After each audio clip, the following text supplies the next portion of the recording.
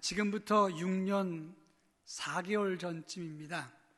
2013년 8월 24일 잊혀지지가 않습니다. 금요일 날 저녁이었어요.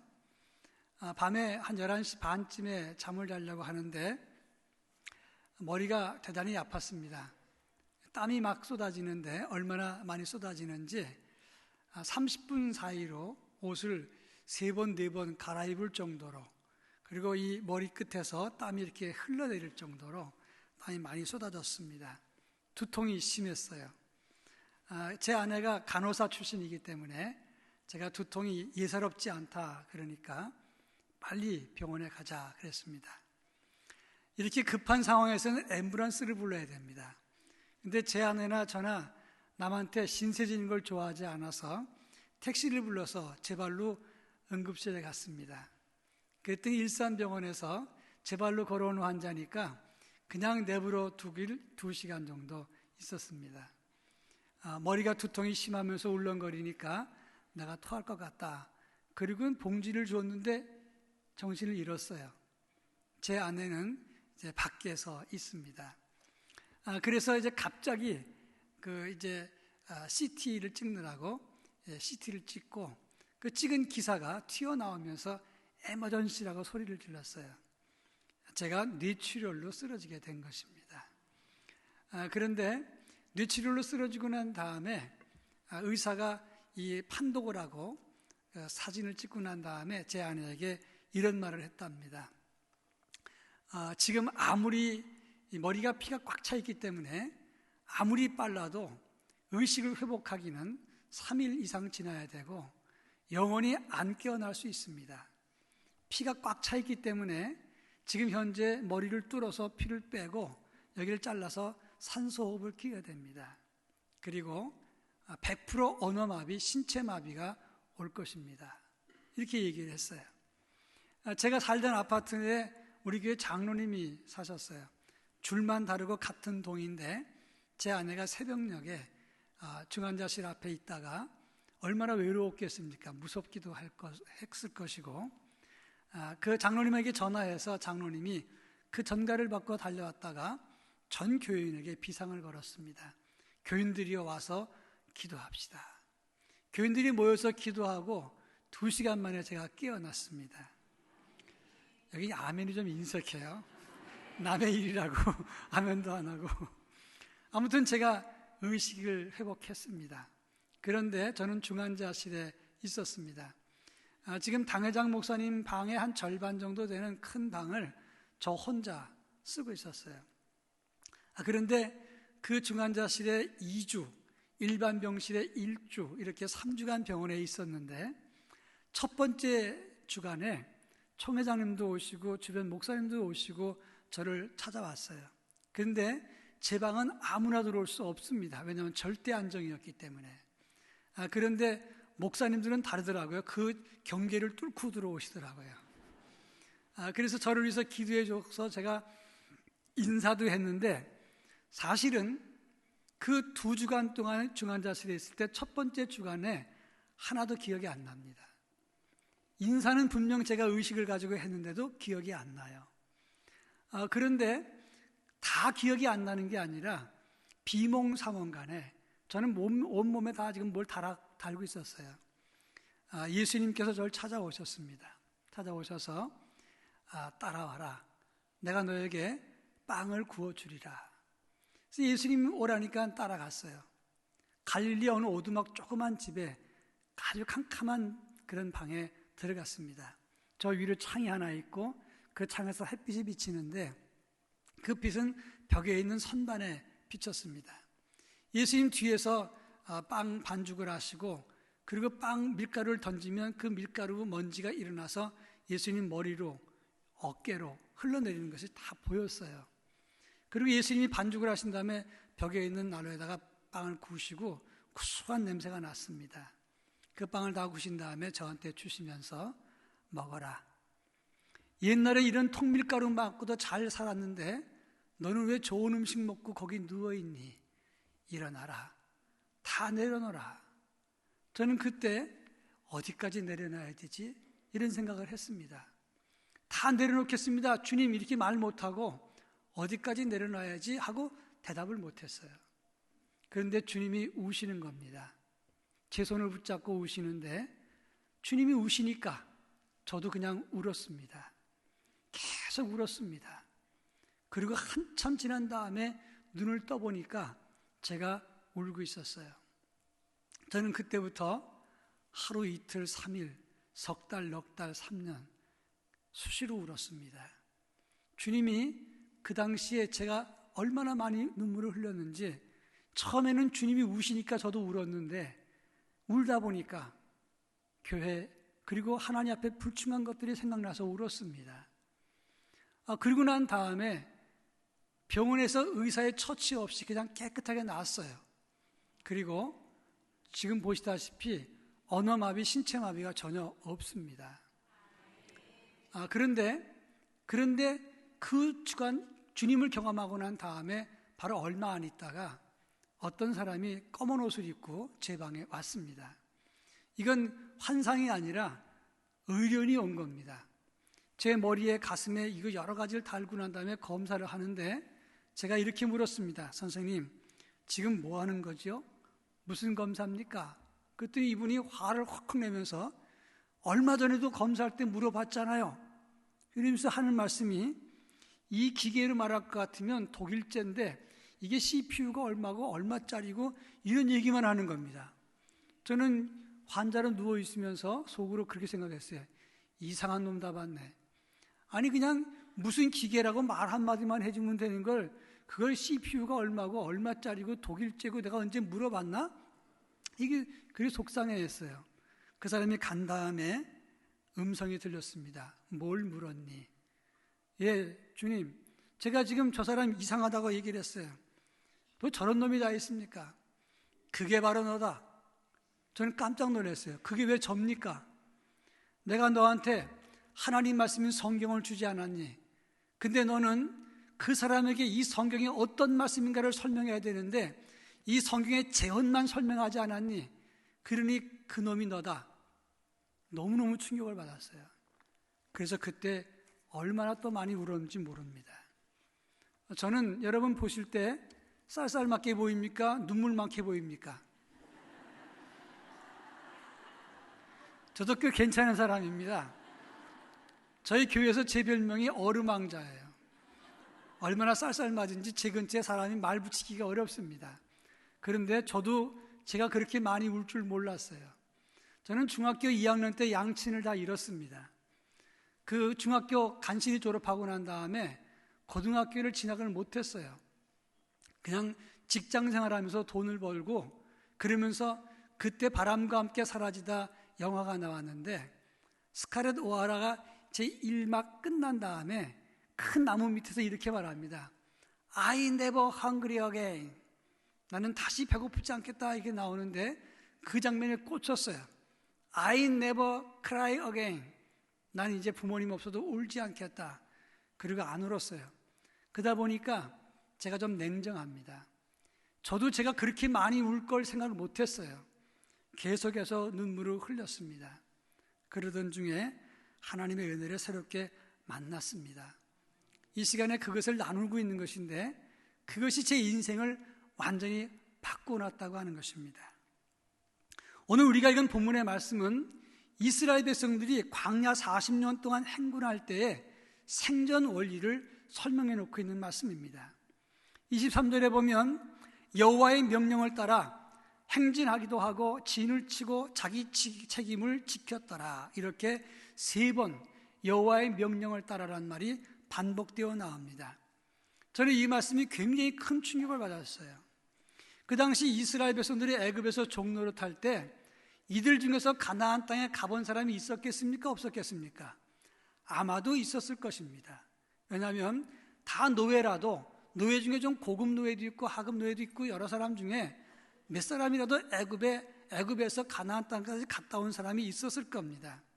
그래서 그 길을 알 수도 있었는데 하나님께서 이스라엘 백성들을 가나안 땅으로 데리고 가시고 광야로 나가게 하시는데 그런데 여호와의 명령을 따라 행진을 하고 진을 치고 그 직임을 지키게 하셨더라 이렇게 말씀하고 있다는 것입니다.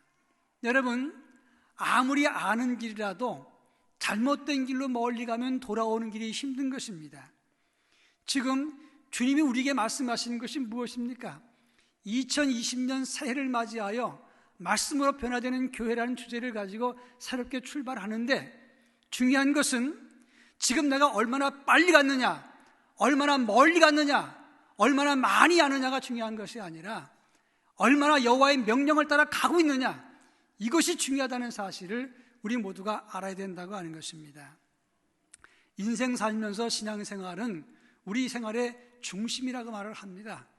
그런데 어떤 경우에는 예수 믿어도 돈이 필요합니다. 그리고 직분이 높은 것도 필요합니다. 교회에서의 서열도 필요합니다. 세상에서의 권력도 필요합니다. 그리고 명예나 지식도 필요하지요. 자녀들도 잘 되는 것이 좋은 것입니다. 그러나 중요한 것은 아무리 많은 것을 가져도, 그리고 서열이 높아도, 그리고 내가 많은 것을 안다고 해도, 그리고 소유의 직급의 높음이 있어도 여호와의 명령이 아니라면 그것은 사실 아무것도 아니라는 사실을 알아야 되는 것입니다. 아까도 말씀드렸지만 저는 중학교 2학년 때 양친을 잃었기 때문에 시골에 서울 살다가 부모님 돌아가시는 바람에 가까운 김포에 가서 1년간 중학교 3학년을 마치고 서울에 왔습니다. 제가 서울에 온 이유는 동생이 제가 고등학교를 가면 중학교를 못 들어가기 때문에 서울에 올라온 겁니다. 약방 점원으로 있었고 그리고 물건도 팔고 또 직장 생활도 하면서 고등학교를 다녔습니다. 열심히 공부한다고 열심히 했지만 군대 갔다 와서 신학을 했어요. 그런데 그 당시에 군에 있을 때 소개했던 어떤 친구가 신학도 하기 전에 저를 전도사로 추천을 했기 때문에 저는 신학도 하기 전에 전도사부터 됐습니다. 참 거꾸로 됐죠. 근데 들어간 게 학위가 없는 서울양신을 갔어요. 저는 학위가 없이 졸업했습니다. 그리고 학위가 없는 서름 때문에 열심히 공부했어요. 제가 최종 학력은 매코믹 박사고 연세대학에서 석사 박사를 했어요. 그렇게 열심히 하다 보니까 석사가 3개, 박사가 2개가 됐습니다. 저는 일산에서 개척을 했습니다. 출석이 한 1000명 정도는 모입니다. 11년 전에 우리 총회 부서기를 했습니다. 그리고 또 총회 신학교육부장도 했고 여러 이사도 했습니다. 지금 현재도 제가 신학교 이사이기도 하고, 그리고 한 20년 가까이 신학교에서 교수로 하고 얼마 전까지 한 7, 8년 이상 신학대학에 학장을 했습니다. 그런데 제가 막상 죽음을 만나고 나니까 이런 모든 것들이 다 아무것도 아니었습니다. 내가 빨리 간 것, 많이 아는 것, 많이 가진 것, 이것보다는 여호와의 명령을 따라 갔느냐, 이것이 더 중요했다고 하는 말씀을 드리고 싶은 겁니다. 고척교회는 아주 오래된 교회고 역사가 있는 교회고 많은 인물이 배출된 교회라서 지혜가 있는 줄 압니다. 제가 산수 문제 하나 내겠습니다. 38 곱하기 78 곱하기 4750 곱하기 365 곱하기 74,000 곱하기 0은 0. 기가 막히게 합니다. 그렇습니다. 38 곱하기 48 곱하기 7800 365 곱하기 많이 곱해도 마지막에 0이면 아무것도 아닙니다. 제가 어느 가정에 신방을 갔는데 권사님 가정에 신방을 갔습니다. 남편 되신 분이 교회를 안 나와요. 근데 마침 남편이 그때 집에 있었어요. 제가 권면하면서 선생님 이제 교회 나오셔야죠. 그랬더니 하시는 말씀이, 예, 목사님 나갈 겁니다. 그런데 우리 공장 부지 마저 사고 공장 돌리고 우리 2딸 시집 보내고 막내 장가 보내고 그리고 교회 가겠습니다. 제가 그랬습니다. 아유 참 다행입니다. 그렇습니다. 대학 보내는 것 동그라미, 시집 보내는 것 동그라미, 좋은 차 사는 것 동그라미, 집 사는 것 동그라미, 공장 늙히는 것 동그라미, 다 동그라미입니다. 그런데 0 더하기 0 더하기 0 더하기 0 더하기 0은 0입니다. 0 더하기 0 더하기 0 더하기 1은 1밖에 되지 않습니다. 그러나 1을 먼저 그어놓고 동그라미 3개면 1000이요, 4개면 만이고 5개면 10만입니다. 예수 없이 동그라미 아무리 많이 쳐도 아무 의미 없습니다. 알아서 하십시오. 그 다음 주일날 교회 나왔더라고요. 중요한 것이 이것입니다. 여호와의 명령이 아니면 아무리 먼 길, 빠른 길 그리 중요하지 않습니다. 그렇다면 우리는 여호와의 명령을 따라가고 있는가? 이것을 한번 살펴야 될 것입니다. 그러면 무슨 명령을 따라갔습니까? 민수기 1장부터 8장까지를 살펴보면 이스라엘 백성들이 출애굽했을 때 출애굽한 다음에 바로 광야로 행군하지 않았습니다. 1년 1개월 동안 시내산 광야에서 거기에서 이들이 모여가지고 뭘 했느냐면 하나님의 성막을 만들었습니다. 그래서 민수기 1장 1절에 보면 출애굽 2년 2월 1일 그리고 인구조사라는 게 나옵니다. 그러니까 1년 1개월 동안을 시내산 광야에서 그들이 성막을 만들고 그 다음에 뭐 했느냐? 각 지파별로 인구조사를 했습니다. 그리고 난 다음에 진편성을 합니다. 그러니까 하나님의 법궤인 성막을 중심으로 해서 동쪽의 세 지파, 남쪽의 세 지파, 서쪽의 세 지파, 북쪽의 세 지파 진친을 훈련을 했고 행군할 때는 하나님 말씀인 법궤가 제일 먼저 가고 그 다음에 모세와 아론이 따라가고 그 다음에 그들이 하나님 말씀 앞에 있는 법궤 외에도 이 기명들 이런 것을 보자기에 싸가지고 갈 때 그 다음에 동쪽의 세 지파가 호위를 하고 그 다음에 두 번째는 뭐냐면 성막을 지을 때 휘장이라든지 이런 것 천막 같은 것을 싸가지고 가고 거기 이제 그것보다 무겁기 때문에 소술에다 싣고 가면서 남쪽의 세 지파가 호위를 하고 그 다음에 널빤지 볼 때 이런 무거운 것을 소술에 싣고 가면서 이건 소술에 2개 이건 4개입니다. 그 다음에 서쪽의 세 지파가 호위를 하고 북쪽의 세 지파는 그냥 따라갑니다. 그 북쪽의 세 지파는 뭐 하냐면 낙오된 사람들을 다 보호해서 가져가는 겁니다. 그러니까 이스라엘 백성들은 진을 칠 적에도 행군할 때도 자기 위치가 있었다는 겁니다. 바로 여기에 중요한 교훈이 있다고 하는 겁니다. 동쪽에 유다, 이사가, 스불론 지파, 그 다음에 남쪽엔 르우벤, 시므온, 갓 지파, 서쪽엔 에브라임, 므낫세, 베냐민 지파, 북쪽에는 단, 아셀, 납달리 지파. 진을 칠 적에는 자기 위치가 있었어요. 이건 뭘 말하느냐? 우리 믿는 이의 신앙생활은 하나님의 교회를 중심으로 동남서북으로 진을 치고 살아야 된다는 걸 뜻하는 거예요. 그리고 우리의 인생 중앙에는 예수 그리스도가 교회가 있어야 된다는 것을 뜻하는 것이고 믿는 이들이 출발할 때 제일 먼저는 하나님 말씀 법궤가 앞에 가야 되는 것이고 그리고 각자 위치에 따라서 자기 위치를 지키는 것이 그래서 여호와의 명령을 따라 진을 치기도 하고 행진하기도 하고 자기 직임을 지켰다라고 말씀하고 있는 것입니다.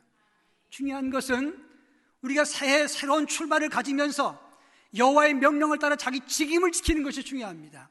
자기 위치를 지키는 것이 중요하다 이 말씀입니다. 옛날에 무불간섭이라고 있습니다.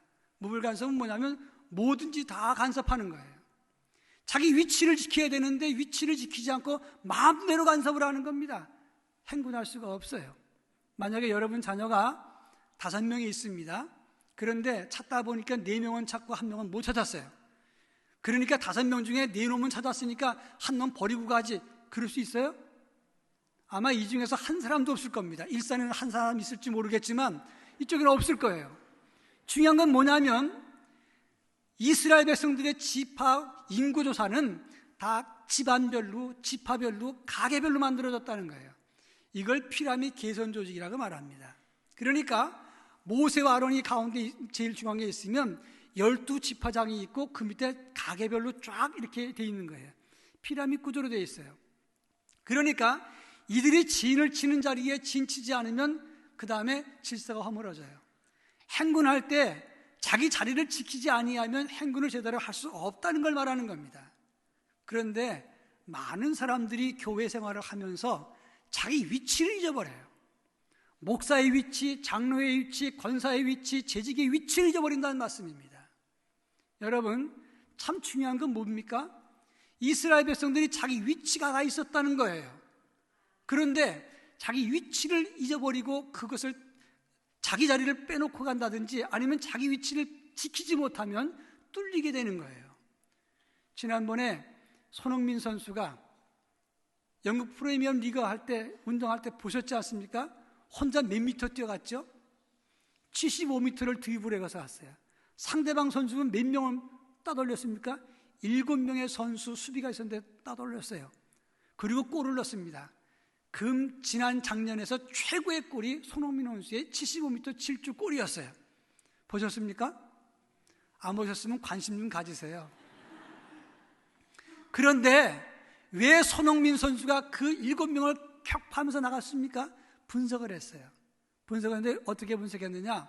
손흥민 선수가 공 갖고 뛰는 선수가 빠릅니까? 공 없는 사람이 빠릅니까? 그렇죠. 근데 손흥민은 공 몰고 갔잖아요. 근데 어떻게 그걸 못 막았습니까? 그건 몰고 갈 적에 수비수들이 공을 찰까 아니면 이쪽으로 풀까 주저주저 하다가 자기 위치를 놓쳤을 때 빠져나가는 거란 말이에요. 또 한 가지는 손흥민 선수가 페인트 모션하면 넘어가면 그냥 뚫리는 거예요. 그리고 세 번째가 뭐냐면 손흥민 선수가 도끼를 품고 가겠다라고 뜨거운 눈으로 또 알면 막을 수가 없다는 겁니다. 중요한 것은 자기 자리를 뚫리면 그것은 그냥 지는 거예요. 근데 많은 사람들이 자기 직분, 자기 위치를 지키지 못할 때가 많다는 거죠. 연초에는 다 직분 때문에 좋아합니다. 직분만 안 주고 이름만 틀리게 나와서도 맨날 전화합니다. 제가 아주 일산에 사는데 아주 힘들어요. 그래서 제가 오늘 광고 때 그런 얘기 했습니다. 명단을 발표하면서 이름이 틀리거나 빠지거나 다 그럴 수 있으니까 성질 부리지 말고 소용이 와서 얘기하면 고쳐주겠다 그랬어요. 그게 성질 부릴 일이냐 이 말입니다. 직분에 그렇게 민감하면서 자기의 책임을 왜 다 하지 않습니까? 자기 위치를 지키는 것이 여호와의 명령을 따라 자기 포지션이 있었다는 겁니다. 그런가 하면 그들을 통제할 때 뭐 갖고 했죠? 여러분, 장정만 60만 육성으로 했겠습니까? 들리지도 않아요. 성경에 보면 민수기 2장에 보면 깃발을 가지고 수신호를 했습니다. 그리고 민수기 10장에 보면 은나팔 2회를 만들어 가지고 나팔을 불었단 말이에요. 그러면 많은 사람들이 나팔을 불면 그 나팔 소리를 듣고 진을 치는구나, 전쟁이구나, 회의구나, 그 다음에 멈추는 거구나, 가는 거구나, 그게 들었단 말이에요.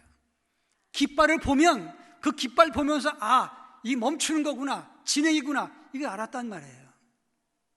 저는 이 교회 많이 모인 걸 보고 대단히 고마웠고 놀랐는데 목사님이 추석 부른다는 거 더 놀랐어요. 와, 추석 불러서 이렇게 많이 모이나? 아니, 그냥 광고 한마디 하면 되는 거 아닙니까? 하나님 말씀을 들었으면 움직이는 것이 당연한 거 아니겠어요? 대답 아멘 안 하는 거 보니까 캥기는 게 있는가 봐요. 그렇습니다. 하나님의 종들은 제대로 나팔을 불어야 돼요. 왜냐? 하나님의 종들이 나팔을 부는 거니까 나팔을 제대로 불어줘야 되고 듣는 사람들은 제대로 들어야 되는 거예요.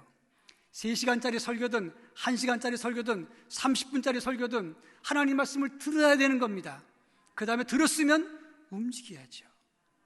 이스라엘 백성들이 하나님 말씀 은나팔 소리를 듣고 깃발을 보고 움직였던 것처럼 여호와의 명령을 따라 행진하고 진을 치고 행진했다는 것은 뭘 말하는 것입니까? 하나님의 종이 여호와 하나님의 말씀을 받고 모세와 아론은 법궤 옆에 있었어요. 그 말씀을 받고 말씀을 전했을 때 나팔을 부는 사람이 나팔을 불면 다른 사람들은 따라줬었기 때문에 이스라엘 백성들이 행군을 잘할 수가 있었던 것입니다. 분명히 기억하시길 바랍니다. 여호와의 나팔을 불면 하나님의 말씀을 듣고 따를 수 있어야 그게 교인인 것입니다. 나팔을 불 뿐만 아니라 깃발을 움직이면 그 깃발을 보고 움직일 수 있어야 하나님의 백성이요 하나님 백성들이 나아가는 길이라고 말할 수가 있는 것입니다.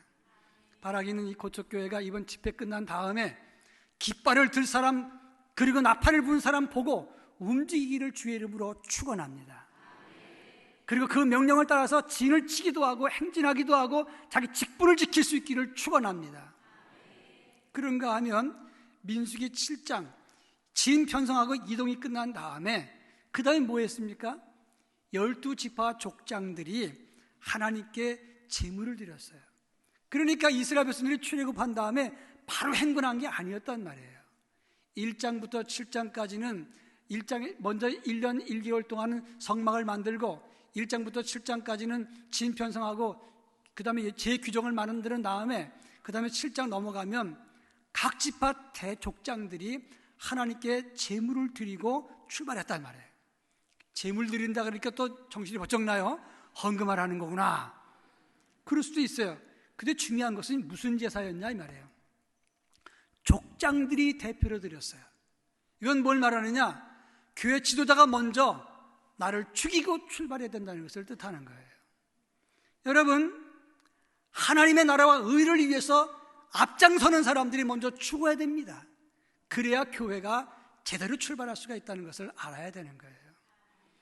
제가 개척했을 때 이중표 목사님이라고 하는 기장 목사님이 양평에서 집회를 했어요.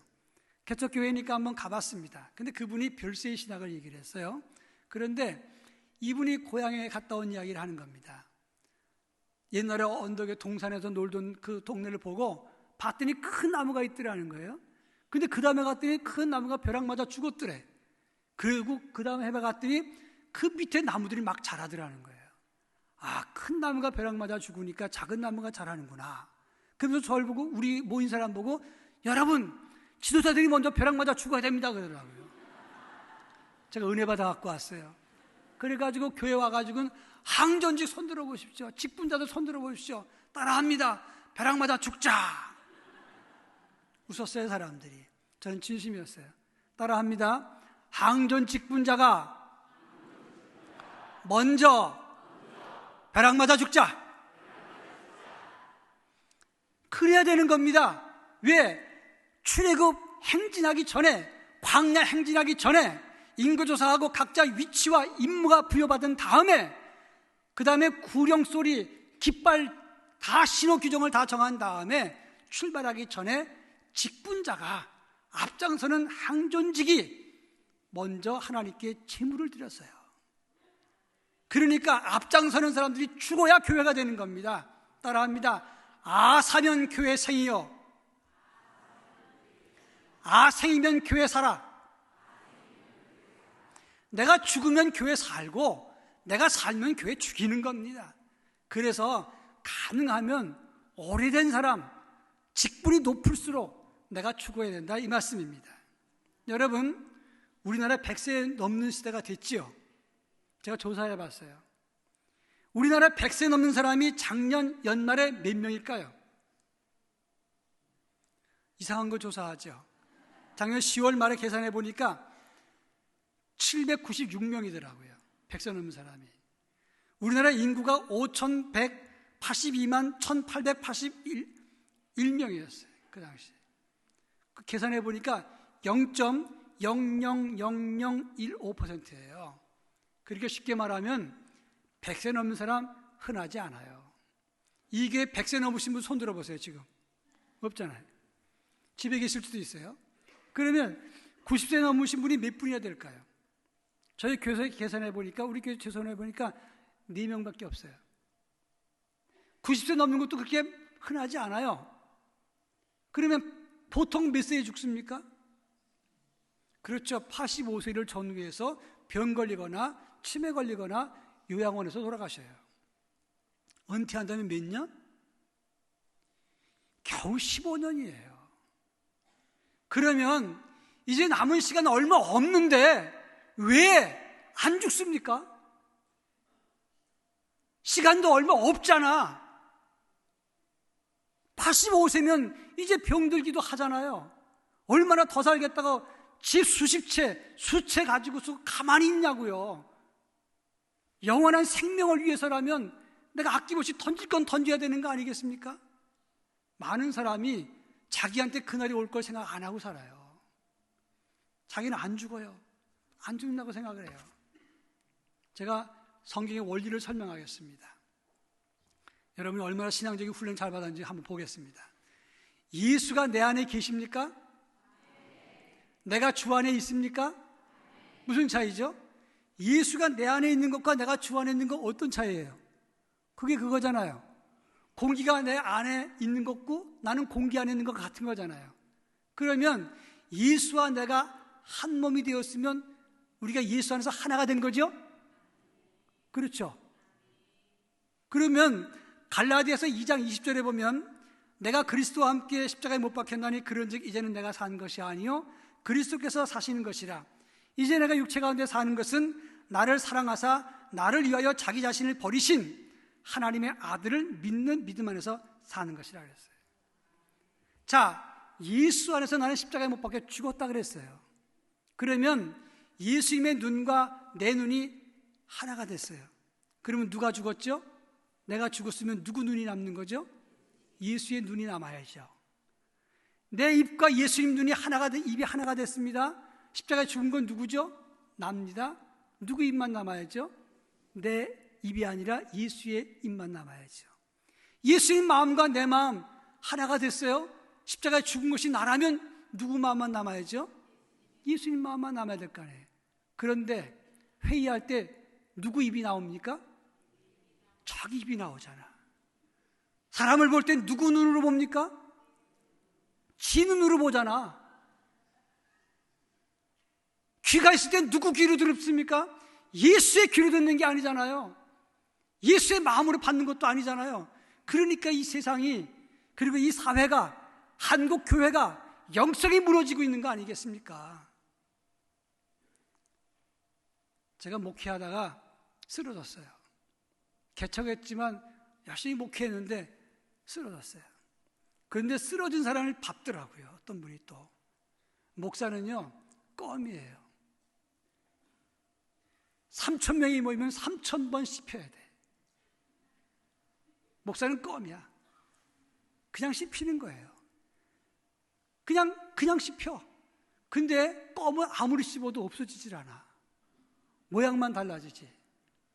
저는 교인이 많은 것도 적은 것도 100명이면 100번 씹히는 거고 3,000명이면 3,000평 씹힌다고 생각을 해요. 목사가 쓰러진 지 얼마 안 됐는데 또 나한테 시비하는 사람이 있더라고요.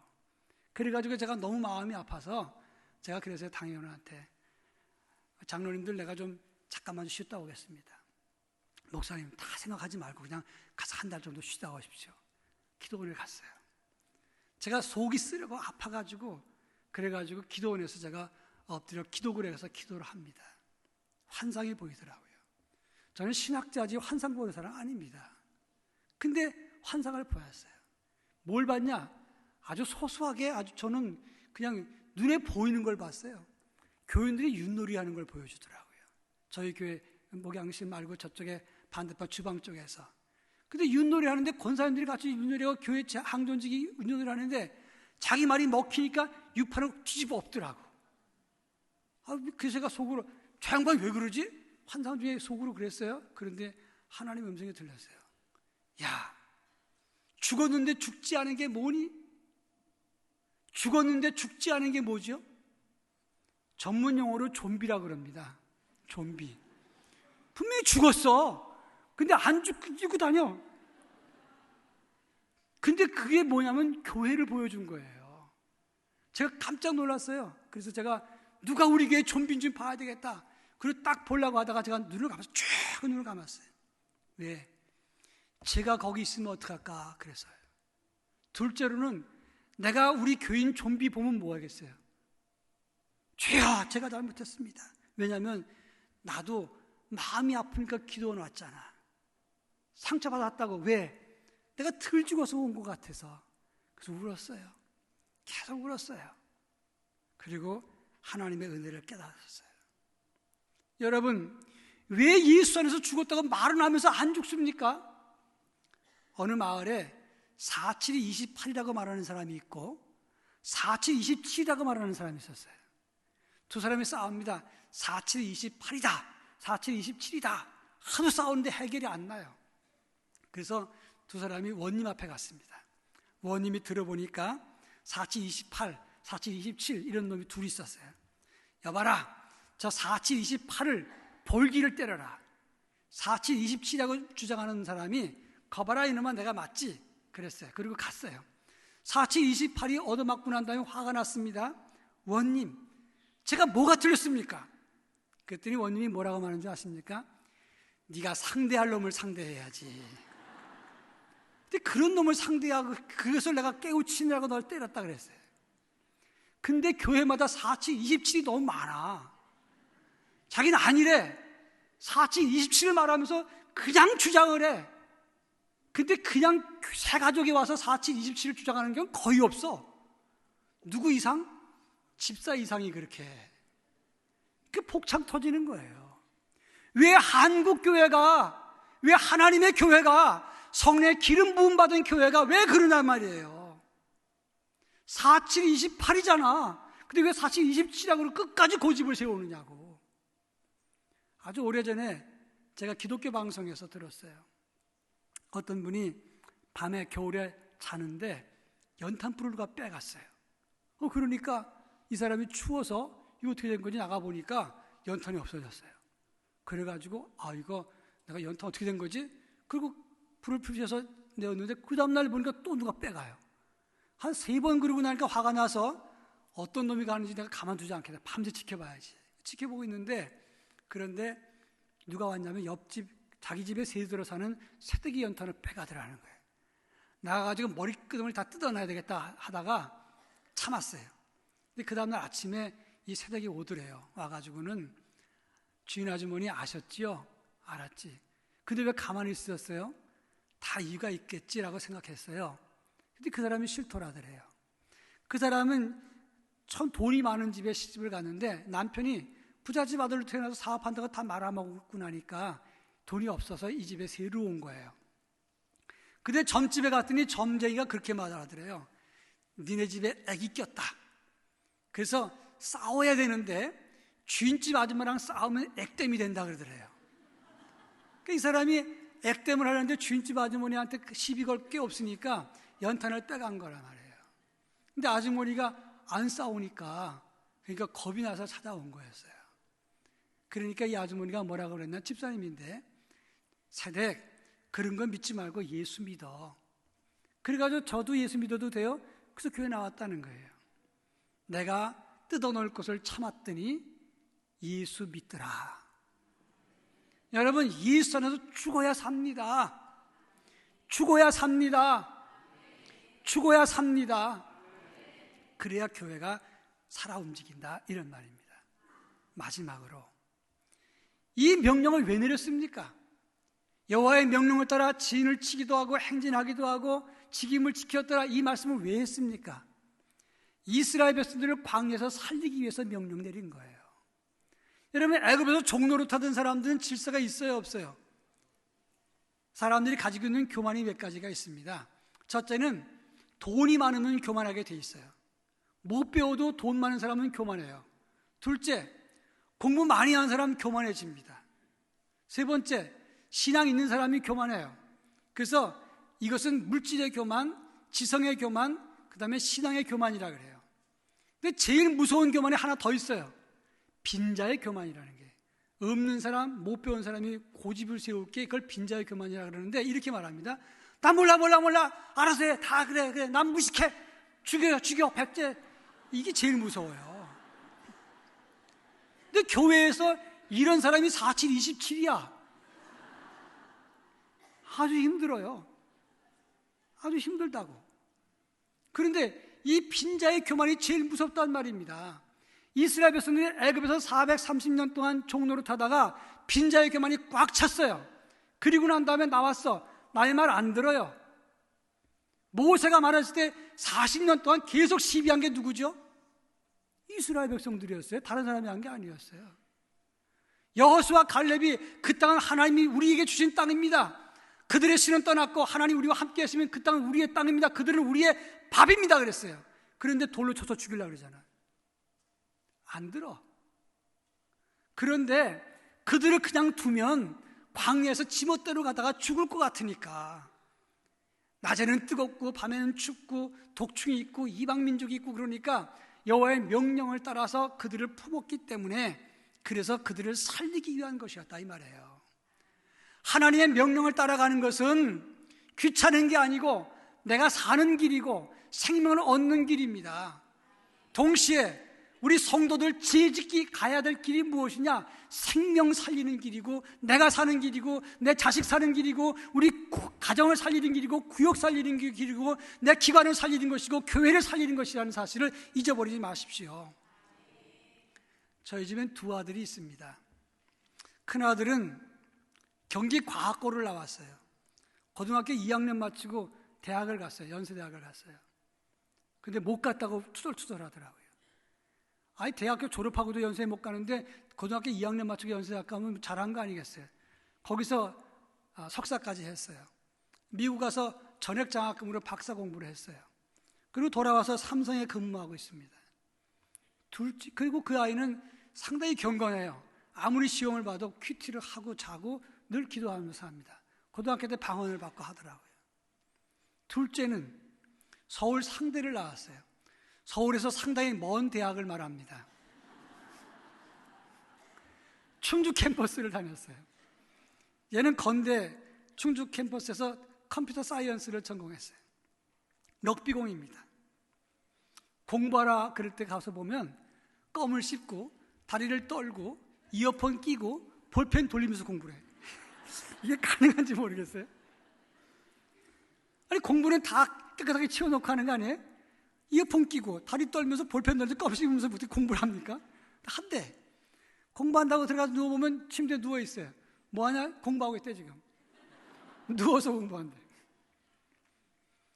옷을 벗어놓으면요 침대에 걸쳐놓고 그다음에 이렇게 다 거쳐놔요.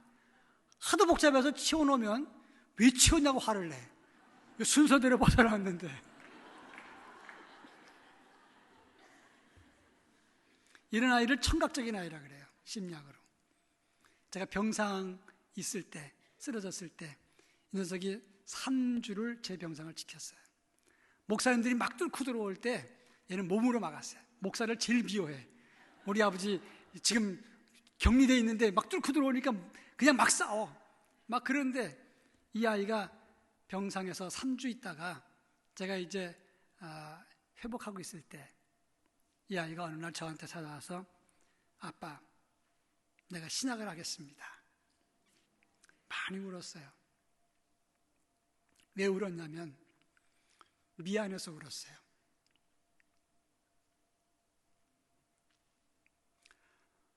고마워서 울었어요. 얘도 껌이 되겠구나. 씹히겠구나. 얼마나 마음고생할까.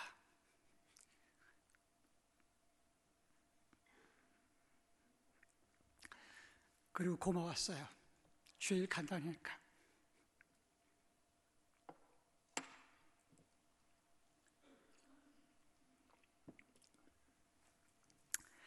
그 다음부터 제 기도의 1번이 그 아이가 됐어요.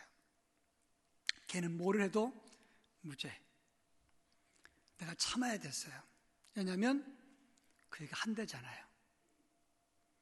저는 그러면서 뭘 생각했냐면 하나님 마음을 생각해 봤어요.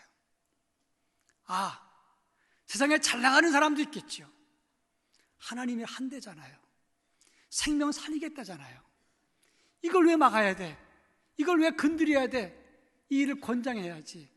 그래서 그 아이랑 충돌될 때마다 참았어요. 그러니까 사이가 좋아지더라고요. 한 번은 제가 총회에서 우리 총회를 어떻게 하면 개혁을 할 수 있습니까? 사람들을 모아놓고 같이 회의한 적이 있었어요. 그 주소는 우리 조지호 목사님 해주셨어요. 회의를 한참 하고 집에 가서 얘가 신학대학 졸업했으니까 전도사니까 제가 자랑스럽게 그 아이 앞에서 얘기했어요. 우리가 한국교회를 위해서 우리 교단을 위해서 애쓰려고 지금 모였었다. 그랬더니 웃더라고요. 비아냥거리면서 웃더라고요. 아니 이 자식, 내가 너보다 얼마나 대선배인데 말이야. 그리고 얼마나 지금 네가 쳐다보면 교계 나오면 쳐다볼 수가 없는 그런 위치에 있는 사람은 웃어? 그때 한다는 말이 아버지 나이가 60이 넘었어요. 제가 지금 금년 우리나라 나라 65세예요. 그런데 아버지가 60 넘으신 분이 모여서 의논해봐야 60 넘은 노인네들로 의논하는 거 아닙니까? 아니 30대 젊은 애들은 다 도두고 그리고 자기들끼리 노인끼리 모여서 뭘 얘기합니까? 무슨 개혁을 합니까? 이게 보니까 맞더라고 그게. 아무튼 그런 애입니다. 그런데 이 아이가 생명 살리겠다고 하니까 제가 무조건 그 아이 말을 듣기 시작했어요. 전에는 목사니까 가르쳤어요. 통제했어요. 이리고 저리고 잔소리했어요. 그런데 생명 살리겠다잖아요. 2005년 1월 달에 산악인 박정원과 최강식이라는 사람이 해발 6,440m 촐라체봉 북벽 등반을 하다가 5,600m 지점에서 조난을 당합니다. 그 사람들이 조난돼 갖고 살아나온 과정을 기록한 것이 끈이라는 소설이에요. 이 두 사람이 서로 끈을 묶고 산을 내려오다가 최강식이 조금 젊은 사람이니까 내려오다가 크레바스에 빠져버려요. 쫙 딸려 내려가니까 박정원이 순간에 스틱을 꽉 잡았습니다. 그런데 끈이 올라가면서 확 내려가니까 갈비뼈가 다 부러져 버렸어요. 최강식은 딱 떨어지면서 그 크레바스에 빠지면서 두 다리가 부러졌어요. 죽음의 사투를 벌이는 겁니다. 그때 이 사람들이 나중에 조난돼서 돌아오기까지 5일이 걸렸어요.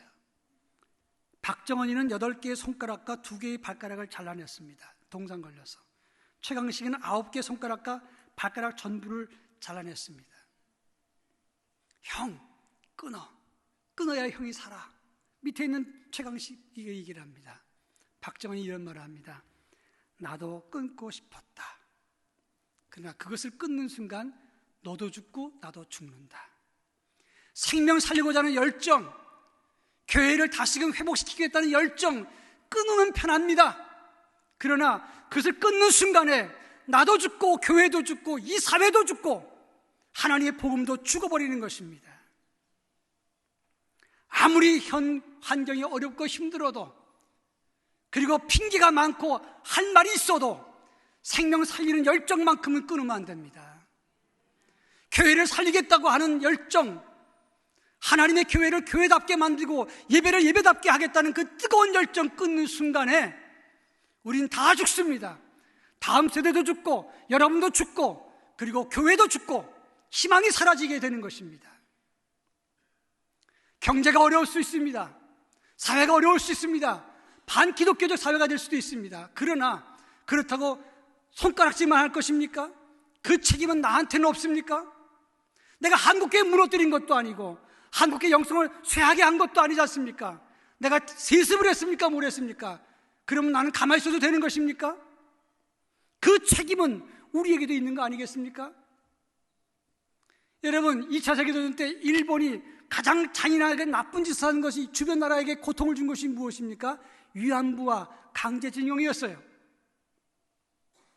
1991년 그때 이 위안부 할머니들이 수요 집회를 했습니다. 성피해 폭력을 해결하라고 대사관 앞에서 집회를 했어요. 지금까지 1420회 이상을 했습니다. 아직 들어주질 않았어요. 그 당시에 아베가 성폭력 가해자입니까? 자기 할아버지가 그랬지? 자기는 책임 없어요. 그런데 우리는 뭐라고 말합니까? 저 파렴치한 놈들을 봐라. 저 반인륜적인 범죄를 저지르고도 모른 척하는 놈들을 봐라 그러잖아요. 우리가 언제 한국에 망치라 그랬습니까? 그렇지만 영성이 쇠해지면 누구 책임입니까? 남의 이야기 하듯이 기도할 때 이렇게 말합니다. 하나님, 이 사회를 보십시오. 저 세습하는 꼬락서리 좀 보십시오. 한국 사회가 교회를 비판하고 있습니다. 이렇게 기도하지 않습니까? 자긴 책임 없습니까? 왜 복음에 대한 열정, 복음에 대한 뜨거움, 이건 남의 것입니까? 우리 것 아닙니까? 그것을 끊어버리는 순간, 객관화하고 손 놓고 발짝 끼고 있는 순간 나는 죽은 것입니다. 내가 당사자기 때문에 그렇고, 내가 가해자기 때문에 그렇고, 공동 책임이기 때문에 그렇고, 우리의 책임과 영성이 같이 맞물려 있기 때문에 그런 것입니다. 탈무드에 나온 얘기입니다. 머리가 둘이고 몸이 하나예요. 이게 한 몸입니까? 두 몸입니까?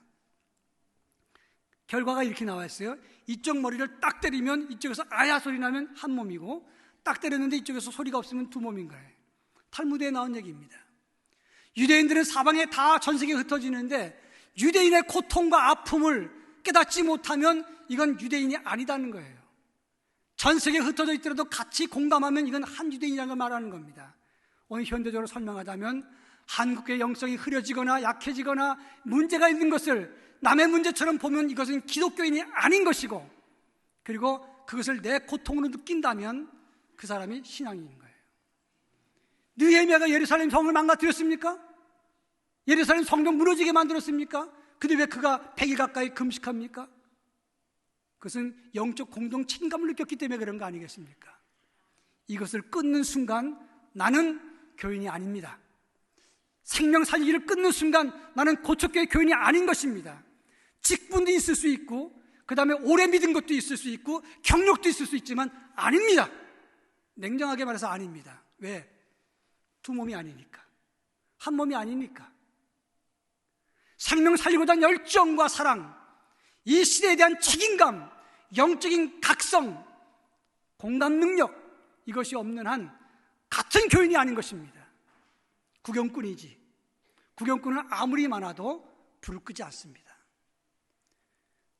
막 화재가 났을 때 불을 끄는 사람은 소방수가 끄는 것이지 구경꾼이 끄는 건 없었어요. 교회가 위기가 생겼을 때 말은 많이 합니다. 그러나 구경꾼이 많은 것이지 소방수가 있는 게 아니었어요. 일본 최고의 선수는 일본 야구 최고의 선수가 장훈이라는 선수입니다. 1940년생, 1959년 일본 도웨이 플라이어스에 입단해서 3,000안타를 기록했어요. 명예의 전당에 올라갔습니다. 3,085회 기록을 안타 기록을 하고 은퇴를 했습니다. 그 명예의 전당에 일본 올라갈 때 이 장훈 선수 때문에 일본 사람들이 얼마나 욕을 했는지 몰라요. 일본어로 귀하라, 귀하라 끝까지 안 했어요. 조센징 빠가야로 그랬습니다. 그가 뭐라고 말한 줄 아십니까? 나는 한국인이다. 그리고 저걸 보여줬어요. 안타를 쳐버렸어요. 끝. 아무리 힘들어도 나는 예수 믿는 사람입니다. 아무리 세상이 힘들고 나를 씹어도 나는 목사입니다. 나는 장로입니다. 나는 사명자입니다. 여호와의 명령을 따라 살면 하나님이 죽어도 살리고 병들어도 도우시고 실패도 일으키고 외로워도 하나님이 친구 되시고, 아니 그렇게 죽었어도 당대가 아니라 후대의 후대까지 하나님이 책임져 주십니다. 그래서 두려워하면 믿음이 아닌 것입니다. 마지막 말씀만 드리고 맺을까 합니다. 뇌출혈 쓰러지고 난 다음에 10kg 이상이 빠졌어요. 3주 병원에 있었는데 한 12kg 정도 빠졌어요. 회복이 됐어요. 회복이 됐는데 어떻게 됐냐? 집에 돌아오니까 걸을 수가 없어요. 여기서 저기 있는 교회 심볼 마크 있는 거기까지 걷기가 힘들었어요. 집에서 걸었어요. 그리고 내가 살아야 되겠다. 교회 가서 설교해야 돼. 그래갖고 아파트 4개 단지가 이게 공원으로 연결되어 있으니까 그걸 걸으면서 기도했어요. 저는 너무 바빠서 기도를 못했어요. 아프고 나서 걸으니까 1시간도 기도하고 2시간도 걸으면서 기도하는 거예요. 3시간 반까지 기도하게 되더라고요. 기도하면서 계속 걸었습니다. 그런데 이 아파트 단지와 저 아파트 단지 중간에 이제 경계석이 있었어요. 근데 기도하면서 걷는데, 눈을 뜨고 기도하면서 걷는데 개가 똥을 나고 누구는 거예요. 그리고 그냥 주인은 갈라 그래요. 이걸 내가 말을 해야 되나 말아야 되나, 기도 시간인데 이걸 말을 해야 되나 말아야 되나 고민을 했어요. 여러분, 말을 했겠습니까 안 했겠습니까? 제가 깐깐하잖아요, 생긴 게. 말을 했어요. 기도하다 말고, 저 아주머니 왜요?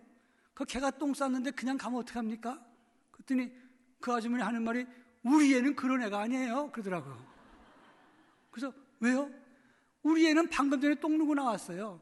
그리고 똥 싸려면 그 자리를 뱅뱅 돌다가 쌌는데, 근데 보니까 뱅뱅 돌았거든요. 그래서 제가 방금 전에 돌았는데요, 그랬더니 이 아주머니가 주머니에서 비닐봉지를 탁 꺼내더니 저 이런 거 갖고 다녀요 그러더라고요. 제가 또 한성질하는 사람이니까, 그러면 잘 됐네요, 손을 집어넣고 그 똥 만져보시면 방금 전에 쌌으니까 따끈따끈 할 거예요, 이렇게 얘기를 했어요.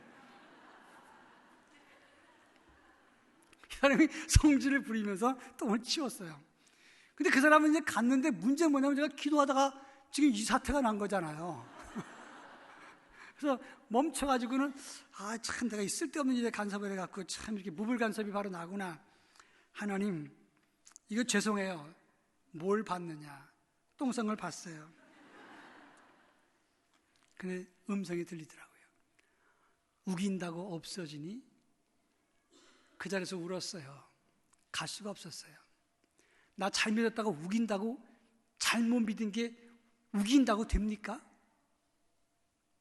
우긴다고 되느냐고요. 엉터리로 믿어놓고 이름만 있으면 뭐해요? 엉터리로 믿어놓고 내가 잘 믿었다 그러면 뭐하냐고요? 하나님 성경에 보십시오.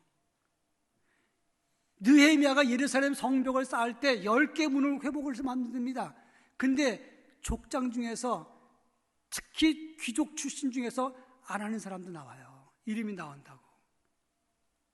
성경이 왜 그걸 기록했을까요? 하나님은 다 안다는 걸 말하는 겁니다. 말씀을 맺을까 합니다. 신년 부흥 대사경회, 축복 대사경회, 뭐가 축복일까요?